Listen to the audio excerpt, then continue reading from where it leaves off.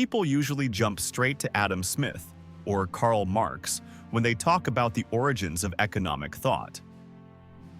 Those who go a bit further back might mention Aristotle, but there's another story almost no one talks about.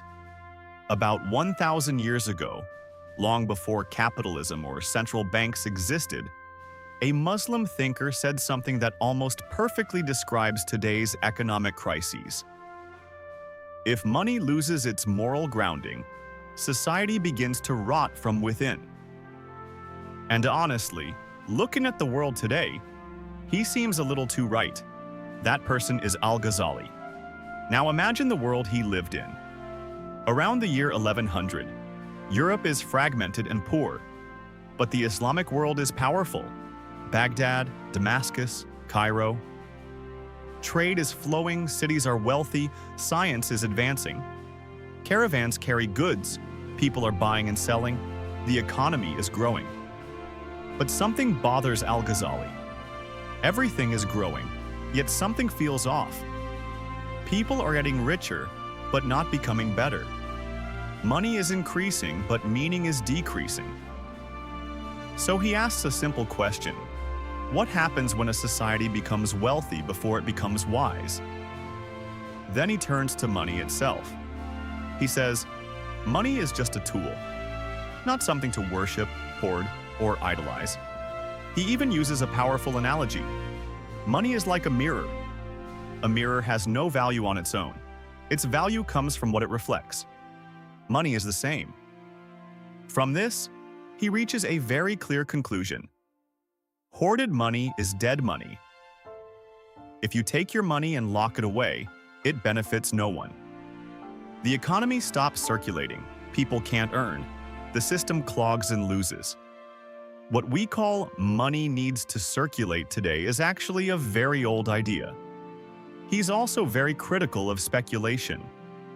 Those who manipulate prices, exploit crises, and profit from people's hardship.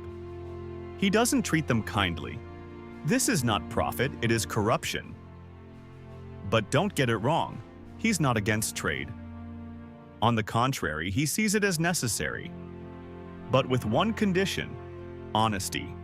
No lies, no cheating, no false weights. Because in his view, the economy is fundamentally about trust. If trust disappears, the economy disappears with it. He also places great importance on labor. He says, money earned through effort builds a person. Easy money corrupts them.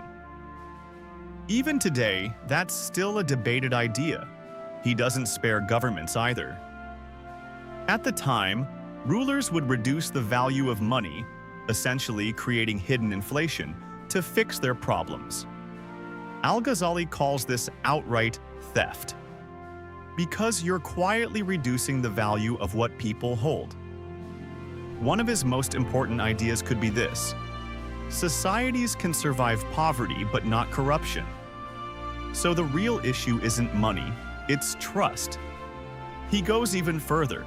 Economies don't collapse because money runs out. They collapse because people stop trusting each other. He also summarizes human nature very clearly. People hoard when they're afraid. They seek opportunity when they're greedy. They cheat if they think they won't get caught. They justify it if everyone else is doing it. And once this becomes normal, collapse has already begun. At one point, he ties it all together. If you want to fix the economy, fix human behavior. So it's not just the system, people matter. Looking at today, his ideas feel almost uncomfortably familiar.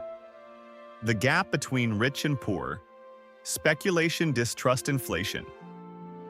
It's all there. If he were alive today, he'd probably say just one thing: where there is no justice, prosperity cannot survive. His clearest idea is this: money is not just a technical tool, it is a moral system. And when that moral system breaks, the economy follows. In short, this isn't just about economics, it's about how people treat each other. And if you ignore that part, history has a way of reminding you, harshly.